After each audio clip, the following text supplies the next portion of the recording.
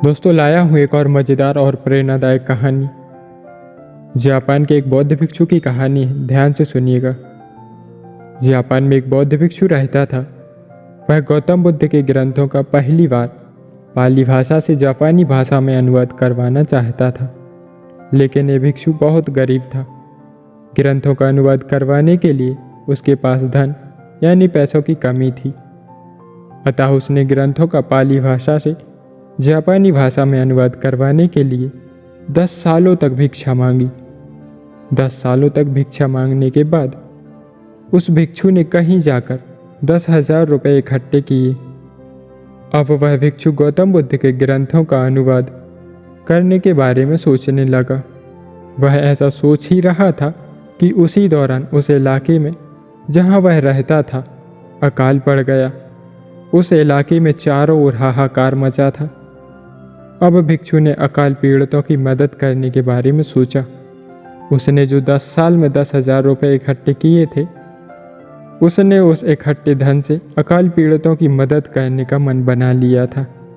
लेकिन उनके मित्रों ने उन्हें समझाया कि नहीं, ये रुपये अकाल में नहीं देने चाहिए। लोग तो मरते जीते रहते हैं, ये सब चलता रहता है। इन सब से महत्वपूर्ण है कि गौतम बुद्ध के ग्रंथों का अनुवाद होना चाहिए, क्योंकि धर्म से बढ़कर कुछ भी नहीं है। वो भिक्षु अपने मित्रों की बात सुनकर हंसने लगा और उसने 10,000 रुपये अकाल पीड़ितों की मदद के लिए दे दिए। धीरे धीरे समय गुजरता गया। अब उस भिक्षु की उम्र लगभग 60 वर्ष हो चुकी थी। उसने एक बार फिर से ग्रंथों का अनुवाद कराने के लिए भिक्षा मांगनी शुरू कर दी। इस बार भी उस भिक्षु को 10,000 रुपये इकट्ठे करने में 10 साल का समय लग गया। अब वह भिक्षु ग्रंथों का अनुवाद करवाने के लिए प्रकांड पंडितों को ढूंढने का विचार करने लगा।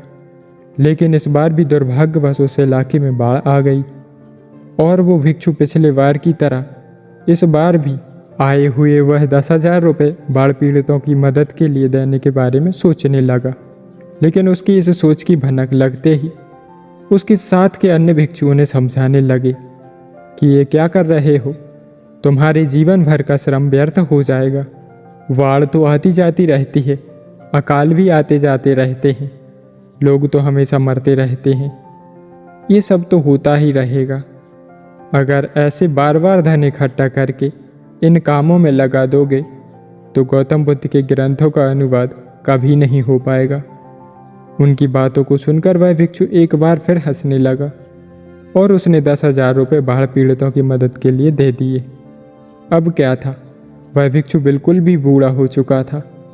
उसने अपनी उम्र के आखिरी समय में 10 से 12 साल भिक्षा मांगकर 15 से 20,000 रुपये इकट्ठे कर लिए और इस बार अनुवाद का काम शुरू हो गया। जब पहली किताब अनुवादित हुई तो उसने पहली किताब में प्रथम संस्करण की जगह तृतीय संस्करण लिखवाया। ये देखकर उनके अन्य भिक्षु सामंजस्य में आ गए और उससे कहने लगा, क्या तुम पागल हो गए हो जो तुमने इस पुस्तक में तृतीय संस्करण लिखवाया है? अरे ये तो पहला ही संस्करण है। अगर ये तीसरा संस्करण है तो बताओ इससे पहले का 2 संस्करण कब छपा? वो तो कभी प्रकाशित ही नहीं हुआ। उन सभी भिक्षुओं की बात सुनकर वह भिक्षु विनम्रतापूर्वक बोला, साथियों, वो 2 संस्करण भी निकले थे, लेकिन वे दोनों संस्करण निराकार थे, उसका कोई आकार नहीं था। पहला संस्करण उस वक्त निकला था जब अकाल पड़ गया था और दूसरा संस्करण तब निकला था जब बाढ़ आ गई थी। इन दोनों संस्करण में मैत्री का भाव ही नहीं था, इसलिए इसे छोड़ दिया गया। इस तीसरे संस्करण में मैत्री का भाव है, जिसे कोई भी पढ़ सकता है, यहाँ तक कि इसे अंधे भी पढ़ सकते हैं। इससे पहले वाले 2 संस्करण को केवल वही लोग पढ़ पाते जिनके पास मैत्री की आंखें होती। जीवन चारों ओर अत्यंत दुख और पीड़ा से भरा हुआ है और ऐसे में मैत्री के संस्करण, मैत्री की अभिव्यक्ति हमेशा प्रकट होती रहनी चाहिए। प्रत्येक व्यक्ति को अपने लिए चुनना चाहिए कि उसकी मैत्री किन किन मार्गों से प्रकट और प्रवाहित हो। दोस्तों, इस कहानी में बौद्ध भिक्षु ने किस प्रकार से गौतम बुद्ध के ग्रंथों का अनुवाद करवाया और विपरीत परिस्थितियां आने के बाद भी वह भिक्षु अपने लक्ष्य से नहीं भटका और उसने अपने अनुवाद को पूरा करवाया। दोस्तों, आपको भी अपने जीवन में बहुत सारी कठिनाइयों का सामना करना पड़ता होगा, लेकिन उन कठिनाइयों से डरने की बजाय उनसे लड़ें और अपने साथ जो व्यक्ति चल रहे हैं उनकी भी मदद करते रहें। अपने आसपास रहने वाले सभी लोगों की मदद करते हुए आप अपने लक्ष्य को प्राप्त करें। अपने लक्ष्य को प्राप्त करने के बाद भी आप दूसरे लोगों की मदद ज़रूर करते रहें। तो दोस्तों, आप लोगों को यह कहानी कैसी लगी कमेंट करके ज़रूर बताना, और इसी तरह की कहानियाँ सुनने के लिए वीडियो को लाइक करें, शेयर करें और चैनल को सब्सक्राइब करें। मिलते हैं अगली वीडियो में एक और नई मज़ेदार कहानी के साथ। धन्यवाद।